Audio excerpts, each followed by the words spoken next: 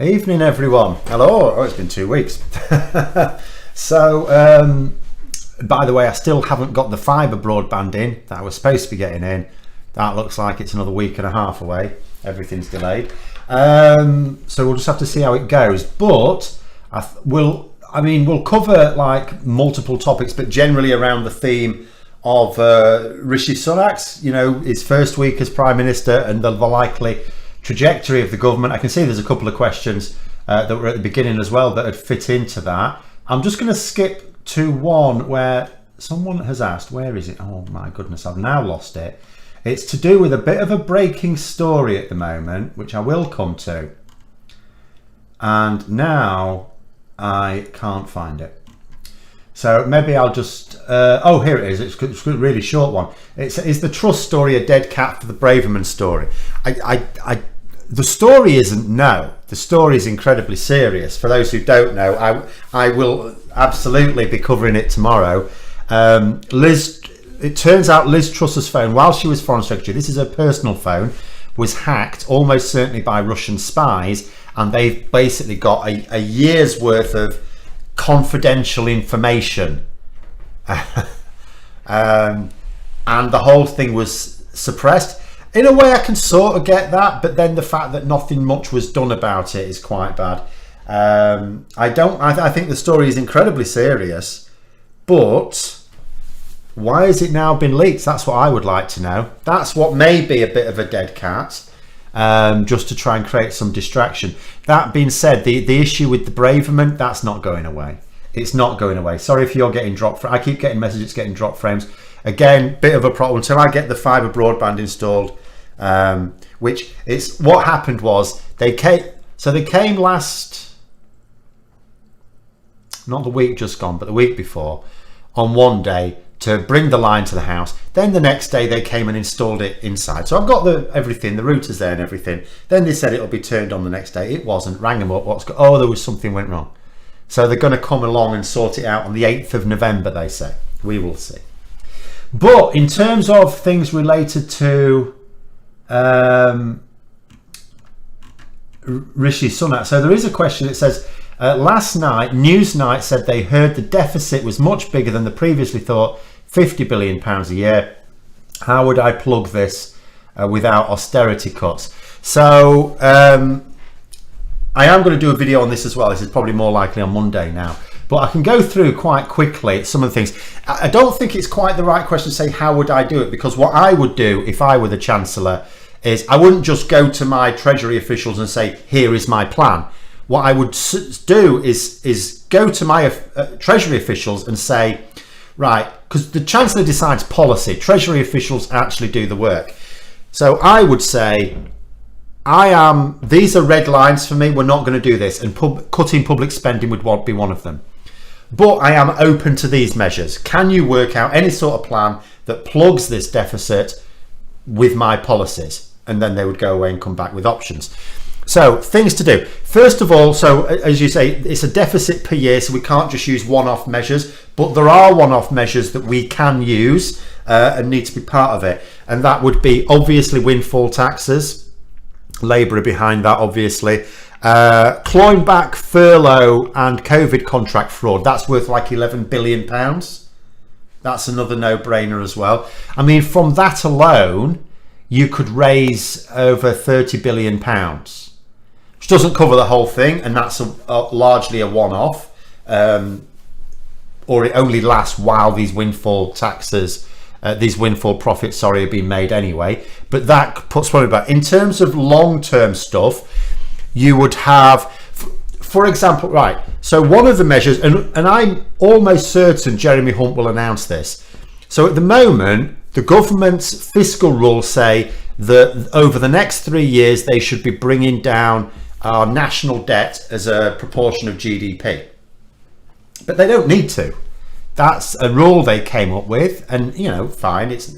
Certainly it's wise to have fiscal rules on debt and borrowing, but all anyone needs to know of a country is, can you afford to service the debt? You can afford to have as much debt as you can afford to service. As long as you've got a plan for it, no one has a problem.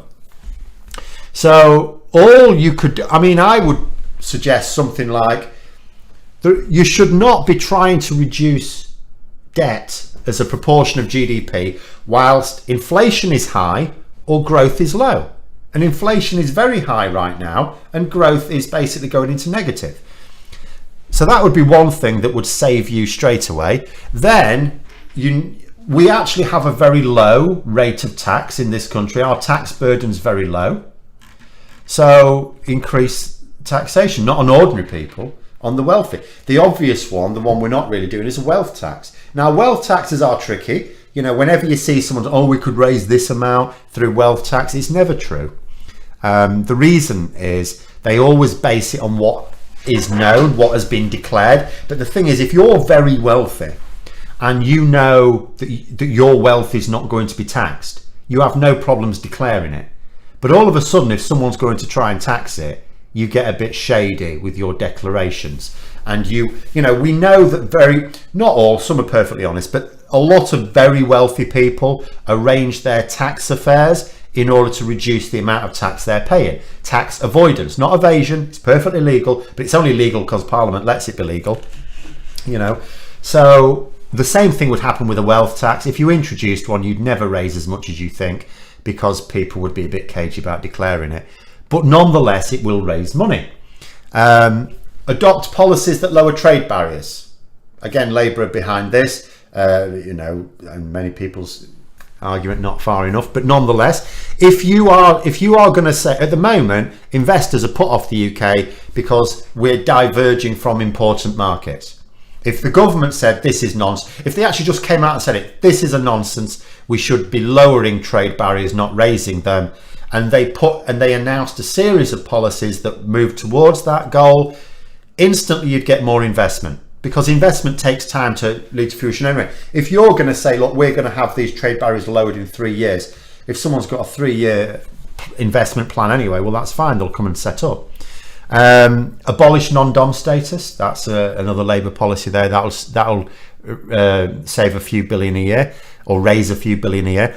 Abolish charity status for anyone that clearly shouldn't have it, like private schools. That will raise money. Transparency laws, prevent shady organisations hiding their sources of funding, which will do two things. First of all, it'll nobble a load of those dodgy think tanks, but also, you know, there should never be a situation where people can be cagey about their source of income or funding. And the more transparency you have, the more easily you can tax it. This was, again, one of the reasons why the likes of Jacob Rees-Mogg wanted to leave the EU, to hide their tax affairs. More on renewable energy. The problem we have right now, the government is spending a fortune to try and cover energy bills. What are they doing? They're propping up the fossil fuel. There's no problems with our wind turbines or solar panels or hydroelectric. We haven't got an issue with that. The issue is with gas produced. Our issue is with fossil fuel power stations.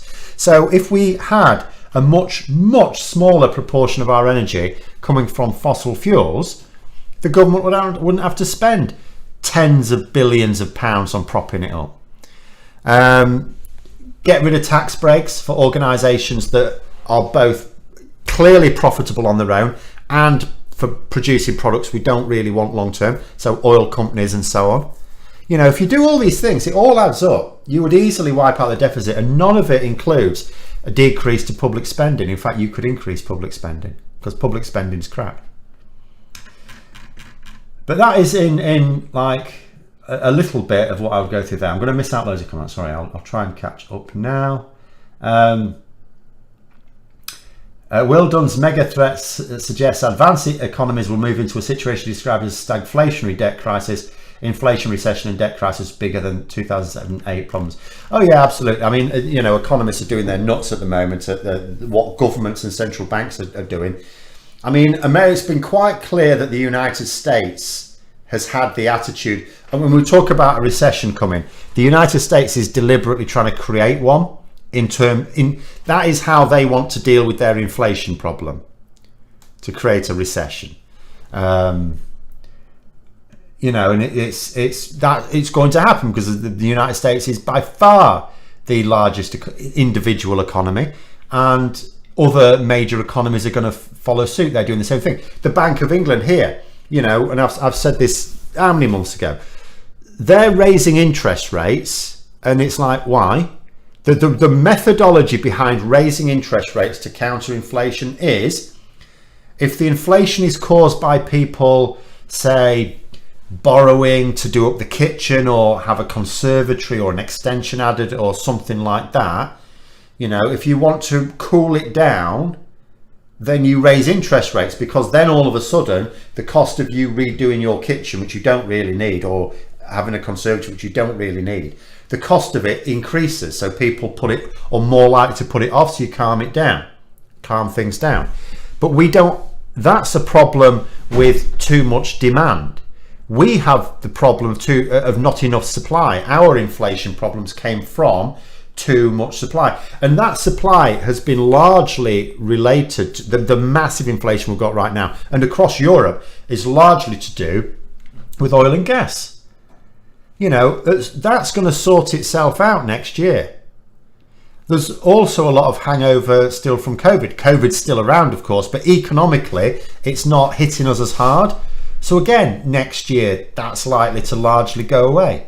So we're not really left with a problem for which central banks need to raise interest rates. They're just doing it because for them it's like the safest option. But anyway, never mind. Do I think Suella Braverman wanted any cabinet seat or home office? It's quite clear she wanted a home secretary role. At the end of the day, you know, you've got, in government, you've got the Prime Minister, who's the boss, then you've got the Chancellor, they're the next most senior. After that, you've got Home Secretary and Foreign Secretary. Now, if Suella Braverman, Rishi Sunak didn't particularly want her as the Home Secretary. If Suella Braverman had wanted any cabinet position, she could have got it. If she'd have wanted Foreign Secretary, she could have got that. If she wanted a different one, by definition, that would have been a demotion. She could have had that. So it was clear that she asked specifically for the Home Office. It's also certain that when Rishi Sunak was making his appointments, he will have been told by the Cabinet Secretary that she was representing a very serious threat to national security. So yes, and it's not in Rishi Sunak's interest. Like, you know, this issue with Braverman, this is not in Sunak's interest. This is, it gets him into a bit of a spot. He's got to stick by her because he needs her support. What Rishi Sunak needs to happen is for Suella Braverman's base, the people supporting her, the ERG, to decide that actually they've backed the wrong horse.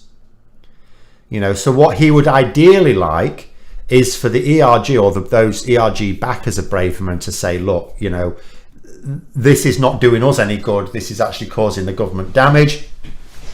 So sack Braverman and make another one of our people Home Secretary.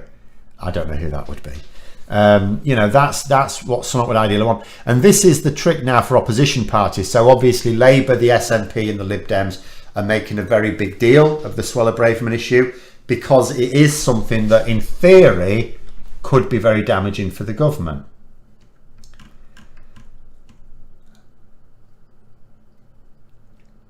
Probably saying, thanks a lot for the content. Come the election, I want Labour in, but primarily the Tories out. My constituency has always been Tory. Might the next election be a different story, or should I vote Lib Dem? Vote for whoever will displace the Tories, whoever is the most likely. And if you're not sure who that is, the easiest way to do it is at the time, not now, but at the time at which you are getting ready to cast your vote, whether it's a postal vote or in-person vote, look at the bookies' odds. You know, which non-conservative candidate has the shortest odds and vote for them. That's the way you do that. It's not always obvious which, because there are some seats where, and we saw this with by-elections last year, where, you know, in theory, Labour were in second place, but they also had zero chance of winning. And the Lib Dems did win those there were two by-elections last year where that was the case, where Labour were second placed and the Lib Dems significantly behind them, but the Lib Dems won them. And it's because in a particular seat, you know, some seat they will just not vote Labour. But what you need to do is to find out. You don't look at the last election's results because they won't tell you. What you need to do, bookmakers know what they're doing, so look at their odds and just vote for them. Vote for the one with the shortest odds that's not the Conservative candidate, or an independent candidate that used to be a Conservative candidate, because they may end up becoming a Conservative MP again later on, because all they have to do is join the party again. Now Rishi Sunak's become PM. Would getting Suella Braverman out of the cabinet really have negative repercussions for him? Yes. Or is she important to his plans for the country? She's not at all important to his plans. I'm fairly sure of that. I can't be absolutely certain. If you look at Rishi Sunak's politics, he's not one of these culture warriors. He's not that. He knows that her so-called plans are a nonsense. No, Suella Braverman is not part of his plans.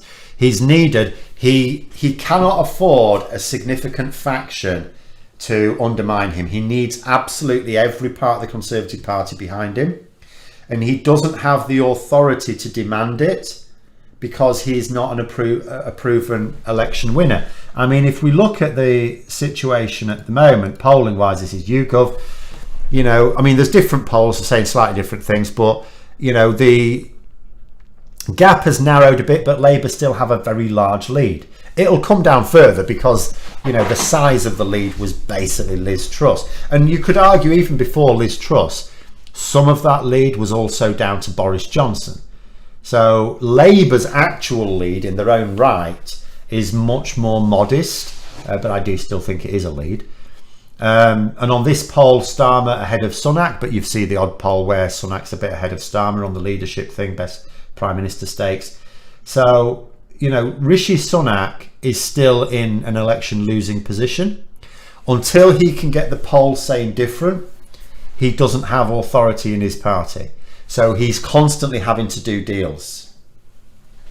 Constantly needs to do deals. And he cannot afford to piss off Braverman's backers, who are almost certainly ERG. Plus there may be some others on the far right who are not necessarily ERG that are also behind Braverman as well. Because not all of the xenophobes are necessarily in the ERG.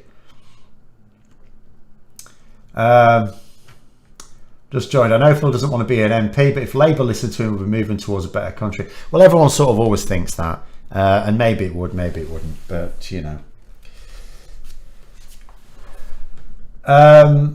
with Elon Musk now outright owning Twitter, is the chance of having a big tech companies paying their share of tax dead? I don't know. Got nothing to do with Elon Musk. If governments want to tax him, they can tax him. They're perfectly free to do so. Again, I mean, that's another source, so I didn't mention there. Well, I did sort of, because it's basically a tax break. Mega corporations. You tax Twitter or Facebook or Meta, whatever they want to call themselves, and say to them, right, well, you ought to be paying this amount of tax, and they say what? Oh, well, we don't want to, we'll stop being active in your country. All right then. Okay, fine. In fact, something like Twitter, I mean, this is where, I don't know whether it's a socialist in me, I always think something like Twitter, I love Twitter, really, but wouldn't it be better if instead of being a private company, it was a UN platform, run by the United Nations? And that would seem much better to me. But the idea of state-run social, people want social media run by authoritarian governments. So it would be much nicer if we had a sort of more a state-owned or international, like UN-controlled, more liberal platform. That would be nice. We will call your bluff. And at the end of the day, if they're not going to pay tax, what do we need them for anyway? What do we need them for?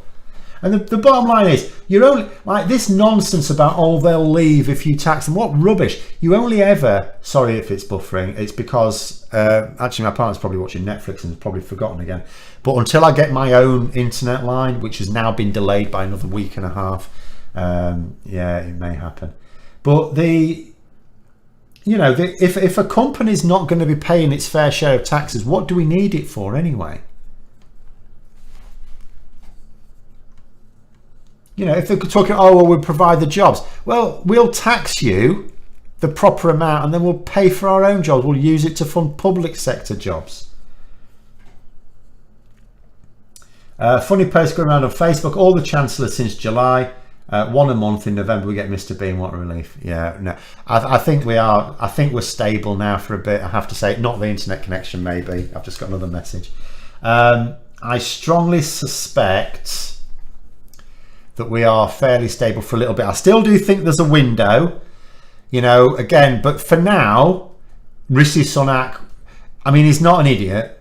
I think he's a bit politically naive, but I don't think he's an idiot. And I don't think Jeremy Hunt is either. I mean, let's be honest, Jeremy Hunt, I mean, he's had quite a few senior cabinet positions. He's never achieved anything in any of them, but he still keeps getting them. He's now the Chancellor. So he has to be a bit smart, doesn't he? But it's yeah, it's probably fine. I don't like to say when he'll be fine too, because obviously it all depends on how the public reacts to certain things. So at the moment, in terms of flashpoints, you know, there's the budget. We have to see not only what is in that budget, but what Labour do to counter it. Because as much as anything, poll and public opinion is shaped as much by what the government does as it is by what the credible alternative, the main opposition, present as an alternative. So what will Labour do? Then you've got winter. How much will winter affect a lot of people? The blackouts, you know, how serious will they be? How regular will they be? At the moment, it's very mild. It's actually quite warm for an October. It's very warm, in fact, like summer to a certain extent.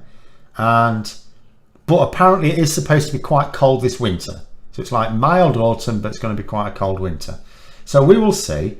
Then, you know, into next year with recession biting, and as I say, the main central banks are on a course of deliberate recession. You know, because by raising interest rates, that's inevitably what it's like. As I say, if they had a good reason to raise interest rates, that's one thing. But raising interest rates when it doesn't actually tackle the source of inflation, which it doesn't, is just you trying to cool off the economy. And well, that means, so you're inviting recession. And as I say, the United States has taken that view. It wants to do that.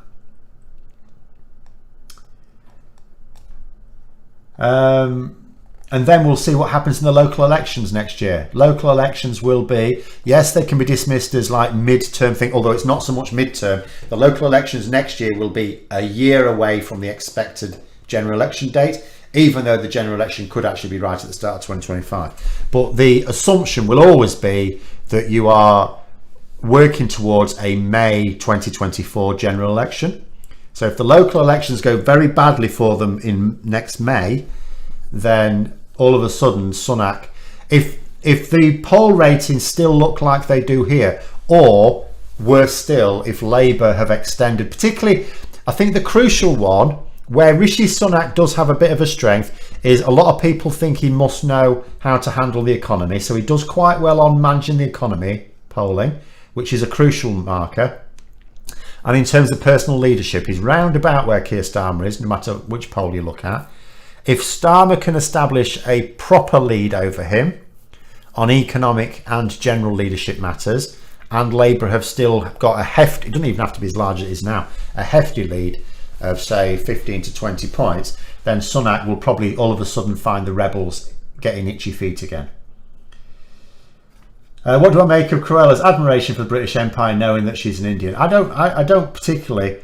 It doesn't really matter someone's origin for me. If you are a fan of empire, I don't think that's particularly laudable these days. It really doesn't matter what your origin is. I mean, what you're doing is you're basically expressing admiration for people who forced their way into other people's lands and murdered them, and says this is ours now. How about Twitter and similar services being regulated as utilities? Oh, 100%. You know, I mean, the EU sort of do put those in. You know, they do have regulation of social media. I mean, like on YouTube, for example, you know, they've had battles with the EU over various rules. But certainly there is scope for much more in order to force social media platforms to do better at removing harmful content. And page 1 of the handbook on removing harmful content would probably include things like, yeah, if you're allowing Donald Trump to post on your platform, yeah, you've already failed. To be fair, the talent pool within the Tories is a little bit shallow. Well, it certainly seems to be. I still find it difficult to believe that of 357 MPs, they don't have any talent at all. They must do. But they are... The problem with it, I think there was someone showed me something that an American diplomat or commentator or someone said about the British government at the moment, which is quite true. It says the problem is, to become the captain, you have to think that sinking. You know, and that's where they are at the moment. They may well have some superb leaders within their ranks. They may have some very clever people who would do a very good job of governing. They may well be able to assemble a cabinet of genuine talent and skill. But if the number one priority, the number one attribute is must claim that Brexit was a great idea and must express complete disbelief as to why things are going wrong with it, then you're not going to get such a cabinet. Because, you know, anyone who wants to face up to facts is not going to buy it. It was 20 degrees Celsius here in the Netherlands. That's not normal. No, it's been very warm here.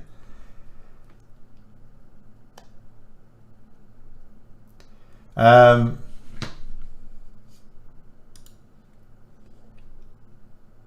keep getting rid of these messages.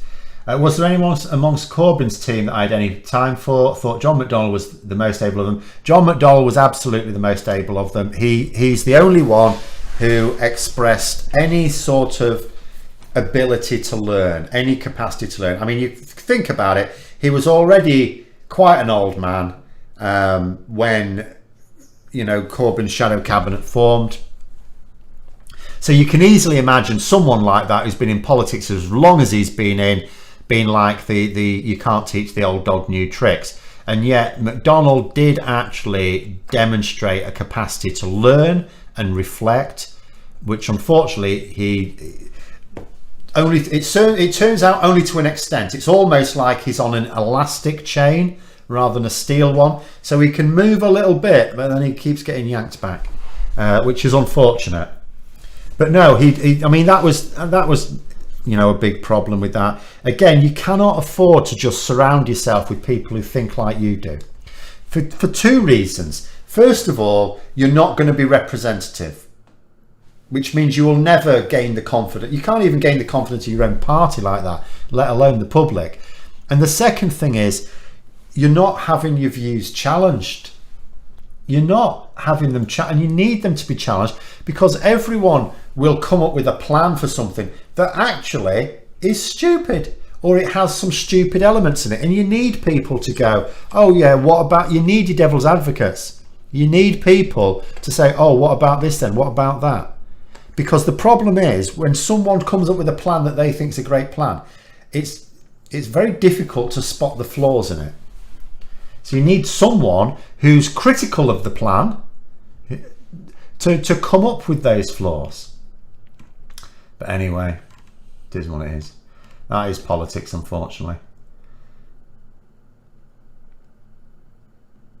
Whole load of buffering going on. Yes, apologies for that. Unfortunately, it's still likely to be like this next Saturday, but hopefully the Saturday after, if they actually fix it, should be fine. It should be fine.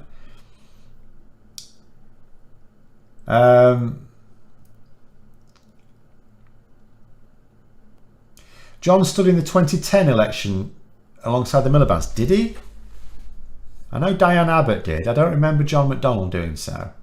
Are you sure? Diane Abbott did. But anyway, Eddie Izzard running for Parliament. Yes, she did run for the NEC a while ago. I do notice, I'm a little bit suspicious of this. I don't know what this is about. So she's standing in Sheffield Central. And I noticed that Paul Mason is as well. Now, for those who don't know, Paul Mason is like a former broadcaster, filmmaker, writer. And I know that he was after standing for Parliament before the summer. But he was nosing around for a suitable constituency in the northwest, which I actually don't know where he's from. But I know that he was looking around for somewhere in the northwest. So to suddenly shift across to Yorkshire and then to hone in on the seats that Eddie Izzard had already expressed their candidacy for, I thought a little bit about that. I thought, that's a bit funny, isn't it? You know, is he standing there because he thinks it's his best chance, or is he standing there to try and stop Izzard? I don't know.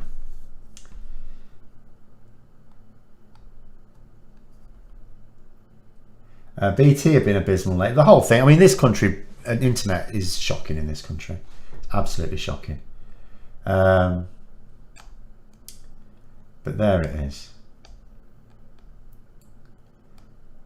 Izzard's a good comedian but a dreadful public speaker.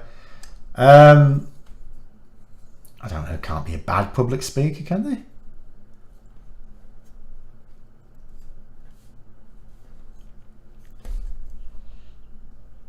Owen Jones suggested I'll read it, that a Starmer government would continue with austerity due to Labour's rhetoric, including sound money, tough choice and balance in the books. What's my take on it?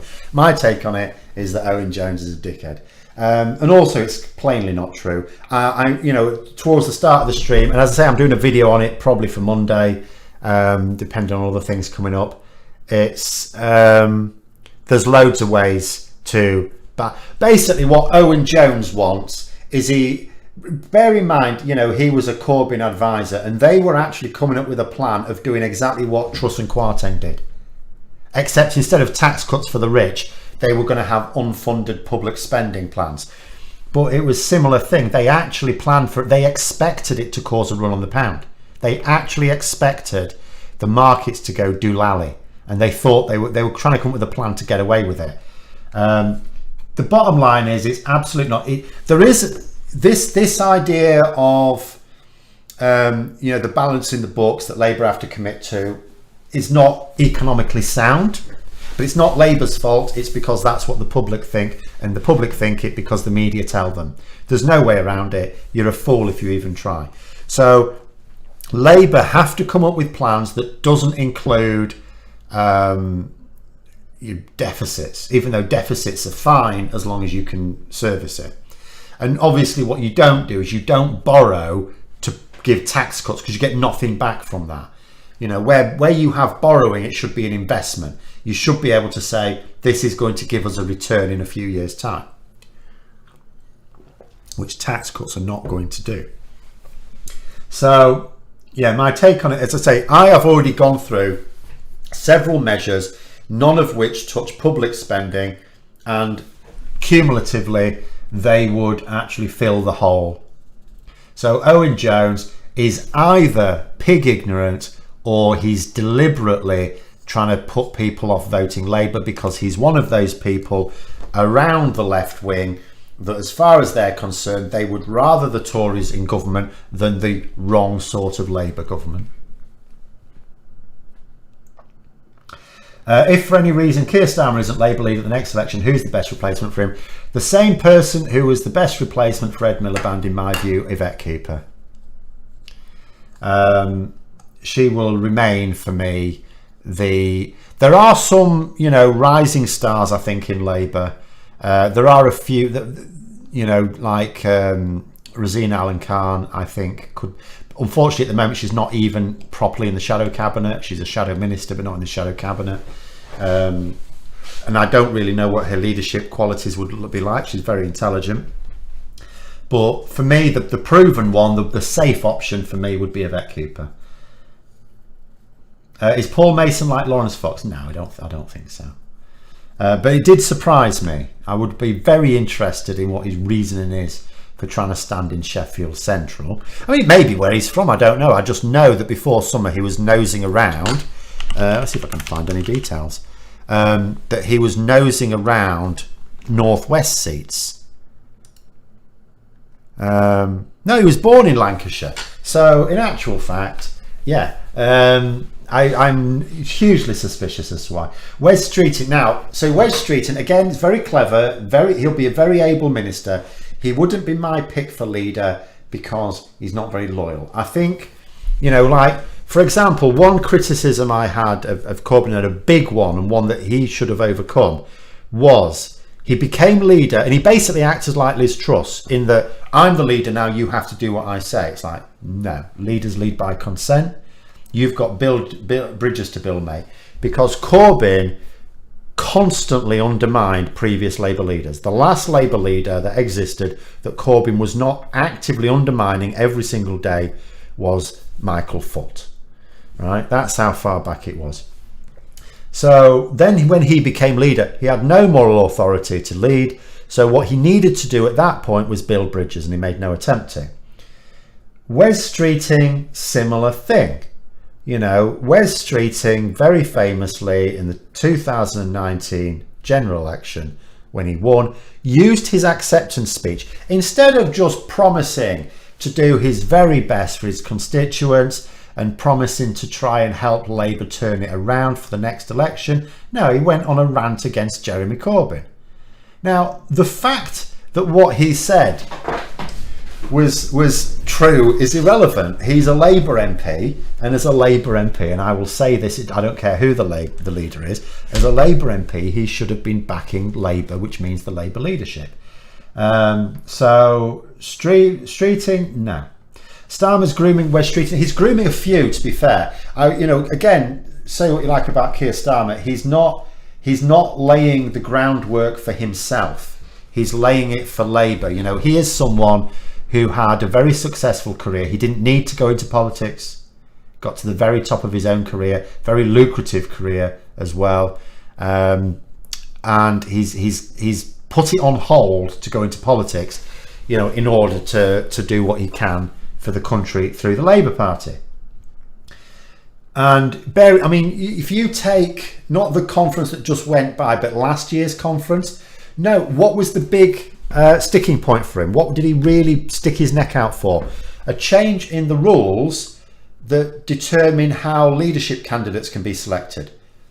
And he really risked quite a lot of political capital to do that. Didn't help him, because this is for electing his successor. In fact, actually getting that rule through made his position more vulnerable, because the main reason people backed Starmer was because they didn't want, you know, an ideological nutter in charge of the party again. He wasn't seen as the greatest choice, although I think actually there's a lot of strength that maybe people have underplayed. But, you know, he wasn't seen as the greatest choice, but he was of the choices available. Whereas, you know, if there's another leadership contest, then Yvette Cooper's got a really good chance. My problem is if he doesn't become Prime Minister after the next election, I just worry if we even have a democracy left after that. That's my concern. Because the Conservatives have gone down a very dark path, and I don't see them coming to their own senses and turning back until they've been removed from power. You know, I think the Conservatives need a period of introspection, you know, the decent Conservatives, or at least the genuine Conservatives. And they're not going to get that in power, because they will, whilst they're in power, they will be constantly aware that they're under threat. They're obsessed with remaining in power. So they just need to lose it, just have it taken off them, realise that they're going to have to change to get it back, and then be forced to examine themselves.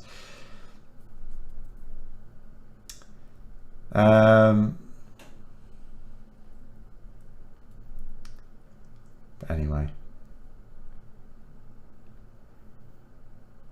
I think Yvette Cooper is excellent. Should have stood before, but didn't due to Paul. You know, she did stand. Yvette Cooper was a leadership contender, when Ed Miliband stepped down. I mean, I know that because I voted for her.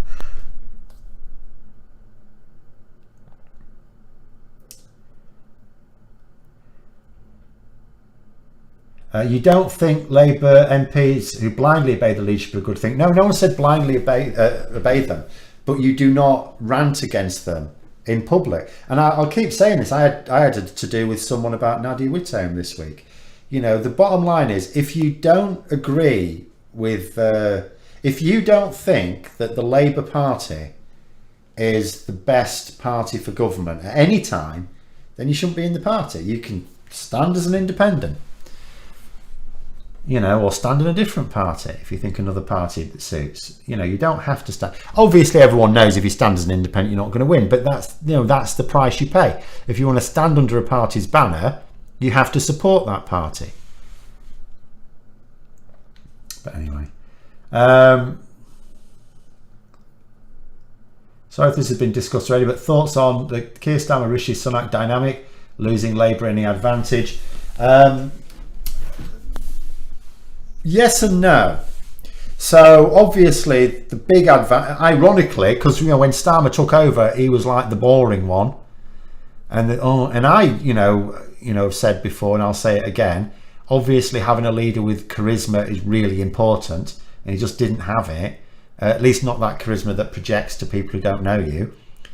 But Boris Johnson's clownery became a liability. So then all of a sudden Keir Starmer was Mr. Sensible.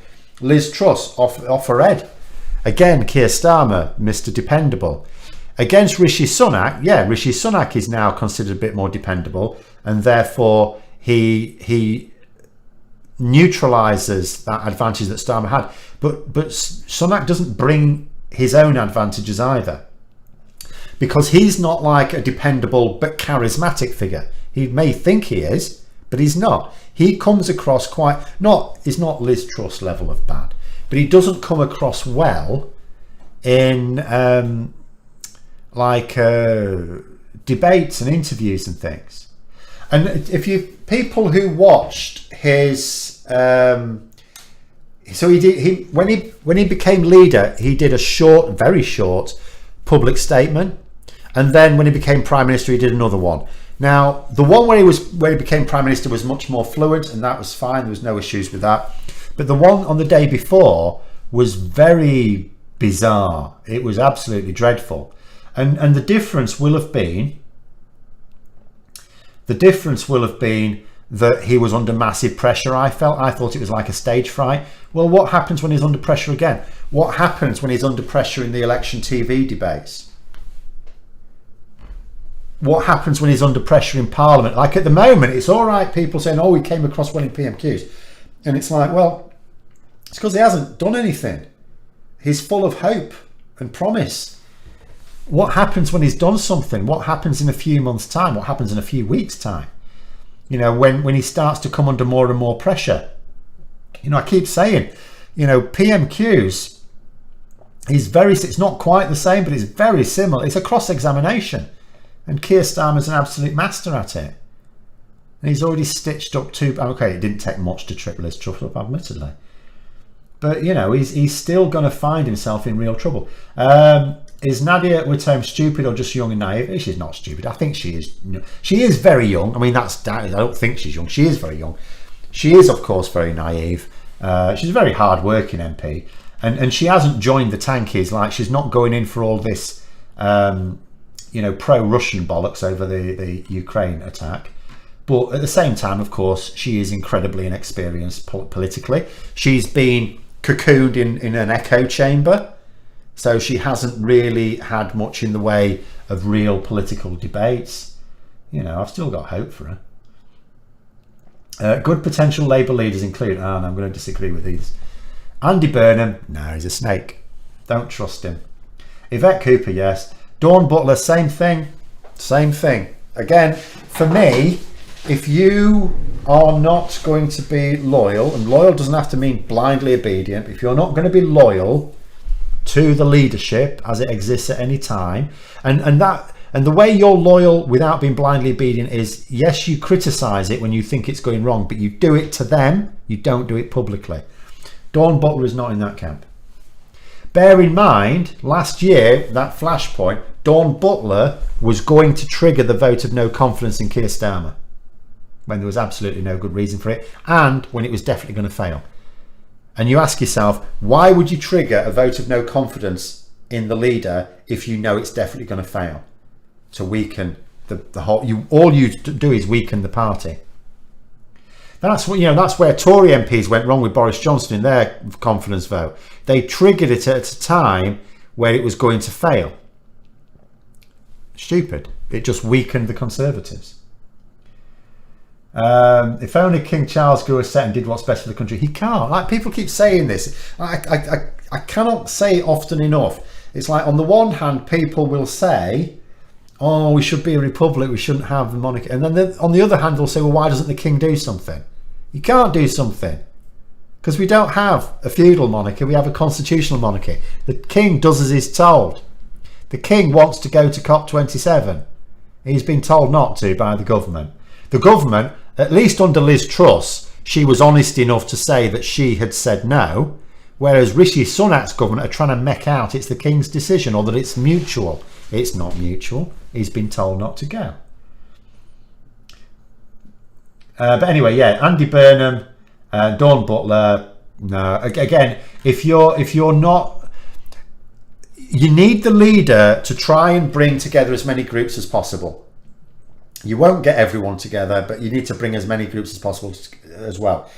If you are seen as someone who wouldn't support people in like your camp when they were in charge, why would that camp support you when you're in charge? You have to be an effective leader, you have to be a bridge builder. So that's what the next leader would have to be if Labour want to actually do any good. But anyway, I'll keep going on about it. Let's carry on. Yeah, well, that's the thing, Powerful Boy. What happens when he's done something? I don't think he's planning to do very much. What Rishi Sunak? No, I think he's planning on doing plenty. But again, once he starts implementing policies, then we'll see where we are. The trick for Labour will then be, just like they did with the energy plan. And just like with the energy plan, obviously Labour got theirs out before the Conservatives, but they presented an energy plan. And I'll remind people, because events overtook, when the Queen died, lots of events overtook the place. But at the point at which the Queen, well, before we knew this, she died, Liz Truss was presenting her energy plan in Parliament and Starmer was tearing it to shreds with his own plan. And the public approved of Labour's plan when they were put side by side. Labour just need to keep doing the same thing with Rishi Sunak. At the moment, no one knows what he's going to present. As soon as he presents his plan, Labour need to say, right, this is our plan. And I don't know whether they'll do. I would do this next month. Do bear in mind that the budget announcement next month is not a budget statement. It's just like an update. So it's not going to have lots of bells and whistles in it.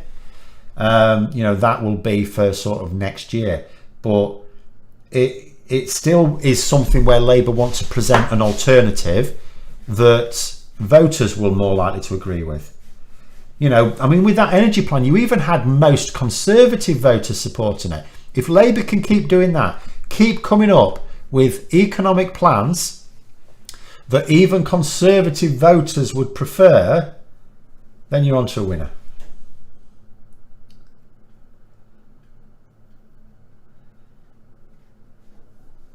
Andy Burnham is okay, looks like a working fella. Yeah, he looks like. Sounds like a working fella for Labour to connect. We need someone everyone identifies with. Yeah, but he's a bit of a chameleon. He's a bit changeable, is old Andy.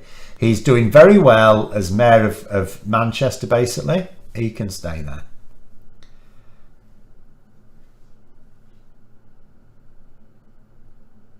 Say the king can dissolve Parliament? Nah. Be the end of the monarchy. He's a functionary. The king is a functionary. He signs, the government give him things, he signs them. The government tell him to go to a place and make friends with this like human rights abuser, he goes and does it.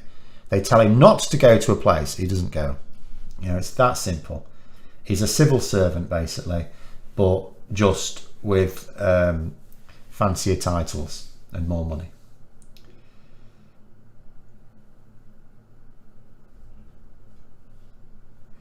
So if Charles really wants to go to COP, then he can always abdicate and go as a private citizen. Yes, he could. But again, then what's the point? Because it's his position that would make his inclusion useful. The fact that he has influence. He loses the influence if he abdicates.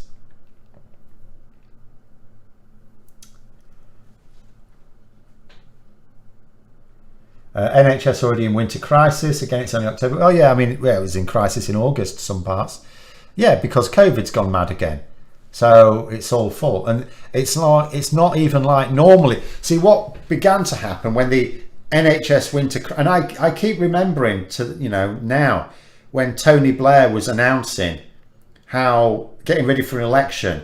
Oh, do you remember when we used to have NHS winter crises? Yeah, we don't have those anymore because they disappeared, funnily enough, under Labour. They didn't have them because all of a sudden there were enough capacity to cope. And then the Tories came back in, all of a sudden there's an NHS winter crisis, as if it's winter's fault. The NHS winter crisis, as if it should be the NHS Tory crisis. But anyway, you know, it started off like it would be winter, because the Tories' attitude is they don't want times of the year where there's slack. So they match the staffing levels, the capacity, to the slackest part of the year.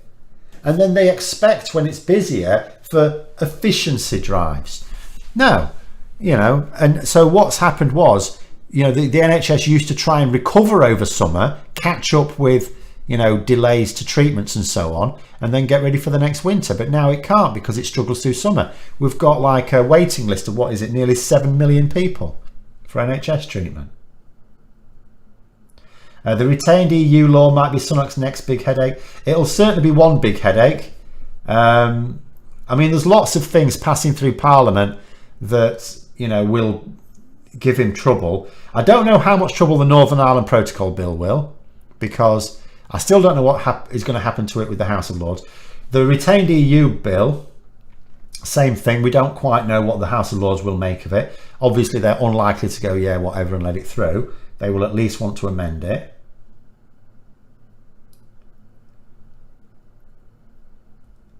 The Sunak bounce disappears the moment the lights go up. Well, if it happens a lot, yes, inevitably. Because, I mean, picture the scene. You've got people who are already struggling. You know, the cost of living is biting hard. They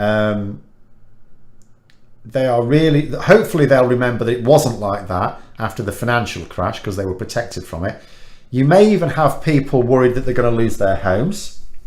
And then all of a sudden we get into a period of blackouts, maybe once a week, 3 hours in the evening, maybe a couple of times a week sometimes. I don't know, maybe we'll get away with it, who knows. But there you go. Starmer has ruled out electoral reform as this wise. He hasn't ruled it out. What he's said is it's not a priority.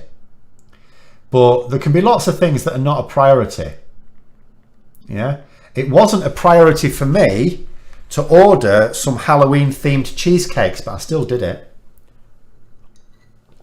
Basically, you have to look out for the politicians speak. Now, I don't know what I'm not sat here smug as you like thinking, oh yeah, when Starmer gets into power, he's going to bring out proportional representation and he's going to abolish the House of Lords and he's going to do this and that and the other. I have no idea what he's going to do.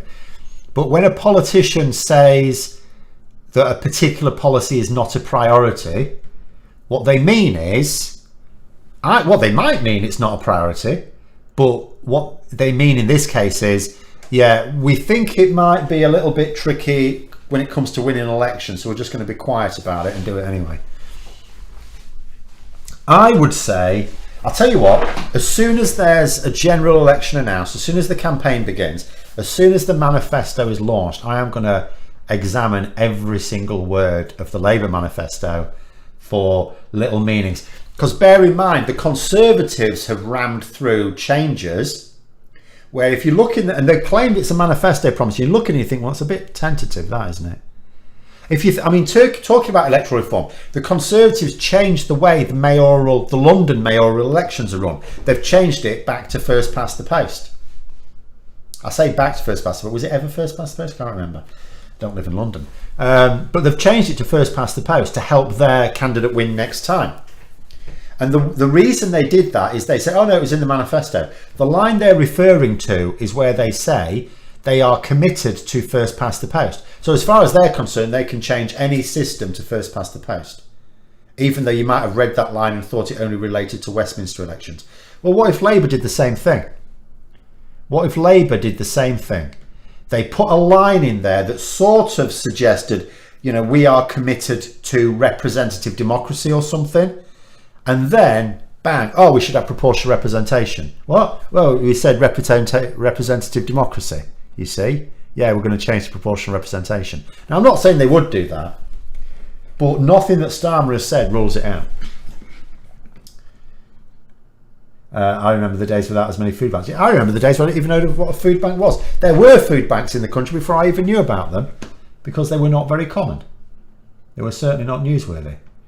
But yeah, Starmer, I mean, obviously Starmer can rule out anything that he thinks is like to lose in the election. Again, I think people, when the polls got really wide, when Labour were establishing this massive, ridiculous lead, people started to think, oh, well, he can be a bit more bold now, can't he? A bit more bold. No, because again, he knew, just as I knew, just as everyone should have known, that the Tories are not going to allow that ridiculous poll lead to carry on. They were obviously going to do what they did, which is to say, we've had it with the idiot leaders. Rishi Sunak's the one we think is Mr. Sensible. We think he's the best one. They may or may not be right, but they thought he was the best one. So they changed rigged it, use whatever word you like, but they changed the leadership rules to pretty much stack the odds heavily in favour of the person they wanted to lead them. Which is not a bad system, actually. I don't think party members should have any play in the leadership. Anyway, have I got my uninterruptible power supply? I haven't, because I'll tell you why. Because they've said it's going to be like 3 hours in the evenings, and it's like, well, that shouldn't bother me. Well, it will always bother me because I don't like being away from my computer. But my work will be done, so it won't be, if they're going to be in the evening, that's not going to disrupt my work unless it's on a stream night, in which case I'll just put it to the next night, because we should have notice of it. They will be planned. It'll not just be like suddenly the lights go out. It will be planned, so that should be okay. Shouldn't need it. And also it might be quite difficult anyway, with everything else that would need to be on. Electoral reform of Westminster. You know, I don't actually seriously expect full proportional representation of the Commons. I worry we'll get some, oh dear, it's buffering again, I think. I worry we'll get some hybrid system like the Scottish and Welsh parliaments, which is I don't want. I mean, it's better, but it's but that would be a priority for me, proper electoral reform. Second would be moving towards rejoining the EU, and I don't care how much the steps are portioned off. Keep going in that direction. As far as I'm concerned, as long as we're moving in the direction towards rejoin, I don't care where the government say we're going to stop, as long as we don't actually stop until we're back in. Third priority, I don't know, because then after that you're talking about a lot of things that in theory Labour could do, but it's which are the most important. You can go for all the obvious ones, like, you know, rebuilding the NHS, rebuilding our education system, but ultimately what you need to do is to stop the Conservatives wrecking it again when they come back in, and the electoral reform is part of that. I mean, I'm really just going to stick to two. I mean, at the end of the day, I think they're going to be big enough battles as it is. I'm just going to say electoral reform and moving back towards the EU. Because anything else is not achievable unless you do those two things. I remember when people were saying he should be more bold, there was evidence Starmer's strategy was working, the polls were up and they were saying he should change it. Well, that was my view. It's like, you know, it's like, oh, his strategy seems to be working, oh, this is the perfect time to change it. Well, no. And if he had been more bold and announced something that could be a bit of a net loser, he'll look a prize tit when the polls close right back up, won't he? No, I do admit Starmer is too cautious. I am going to say he is too cautious. Like, apparently, I saw a report that when Labour MPs were crowing about the big poll leads, Starmer used to actually get annoyed with them, not just saying, don't be complacent, lads. He would actually get frustrated. And he used to say to them, we should be behaving like we're 2 points behind. Behave like we're 2 points behind. You know, it's a bit like the old adage, isn't it, in sport, pretend you're a point behind or something. Although that doesn't always work very well. Why has Starmer ruled out rejoining the single market and the customs union? It will be electoral strategy. He will obviously be convinced that, remember, it's not about the general population or the majority population, it's about target voters in target seats, which is a very small number of people that don't show up on the polls we get to see. He will be convinced that they are put off by it. What I am confused about is the customs union thing. I can actually see why that would be the case for the single market, because the media and have still got people thinking that the freedom of movement, you know, people don't realise it's our freedom of movement that was nobbled, not anyone else's. So I can understand that one. And I can also understand it from the point of view we can't rejoin the single market very quickly anyway. We are talking a long process. Obviously, with a long process, though, the sooner you get started, the better. But the customs union confuses me, because I've not seen any attacks on the customs union in Brexit articles. And if you were to ask the average person on the street, what have you got against customs union? I think most of them will be quite happy to admit they don't even know what it is. I mean, they don't even know what the single market is, but they think they do. Whereas I don't think people even really realise what the customs union is. So I don't, unless he's playing like, well, you're saying 3D chess strats there. Unless he is playing that, because here's the thing. If Starmer is ruling out the custom, see, that's what I want to see in the manifesto. Does he mean the customs union? In which case, fine. Or does he mean any customs union? Because we can negotiate a customs union with the EU that's not the customs union. Like Turkey have their own. You know, we could go for something that's maybe not quite as full as the proper customs union, but hopefully stronger than Turkey's, because that's not very good. You know, so is there scope for negotiating a customs union that we can then build on? In which case, that's fine. But if not, if they actually do mean they don't want a customs union at all, that is confusing, because I don't really think voters are dead against it. Unless the Tory press would turn it into a, oh, thin end of the wedge. Oh yeah, they say they only want to do this, but actually what they want to do is rejoin the whole EU. So maybe there's a bit of that in it, I don't know. Trade deals couldn't happen inside customs union, but we'd be better in EU customs union. You can. I mean, it's not about. It is purely about how you manage customs affairs, and there obviously are. You don't have full freedom, but then what have we done with our full freedom anyway? We don't have decent trade deals now. All of the trade deals we have now, which are still fewer than we had in the EU, are either on equal or worse terms than the ones we had. Every single one. So it's no big deal. But I would also say, if you look at the way attitudes towards Brexit amongst the public are changing, I'd just say, look, you're looking at a general election probably in a couple of years. There is a window, maybe under the right circumstances, for one next year, but on balance, you're probably talking a couple of years, a year and a half to 2 years, and a lot can change in those times, and we'll see where we are then. That's what I would say. So people just keep up the pressure, keep people talking about Brexit, realising the damage it's doing, realising the good we could do ourselves by reversing it, and then just see where we are.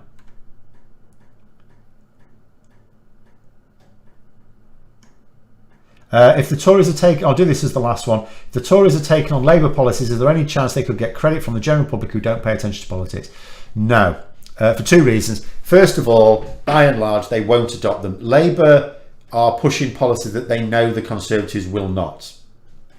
But secondly, when the Conservatives do adopt something that Labour had said to do sometime before, like, for example, windfall taxes, then they will just get to claim that the Conservatives have no ideas, and they're really doing is implementing Labour's ideas anyway. Why not get the real thing and get the ideas implemented properly?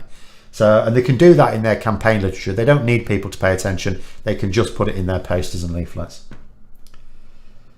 In the Big Ma interview before the 2016 referendum, Boris Johnson could not answer about what the single market was. Ma let him off the hook rather than press the point. In truth, probably Andrew Marr didn't know what it was. But yeah, it's virtually no one who was involved in the Brexit process actually has any idea about Brexit or what it is or what the EU is or anything. Very famously, David Davis, one of the chief Brexiteers, who was the first Brexit secretary, went off, and he had to have the EU explained to him. He didn't even try to go to the right pissing country. He thought he was off to Germany. It's like, no, mate, you're going to Belgium. What are you on about in Belgium? Well, that's where Brussels is. He had no idea. I thought Germany. No. And then when he got there, he had to have how the EU works explained to him. He had no idea. It's just driven by ideology and political expediency. But anyway, that's it. We'll call it there. Thanks very much for coming on, everyone. We'll be back on next Saturday because I'm not in London again for a while, I hope. But thanks for coming on, everyone. Have a good evening, and until next time, I'll see you later.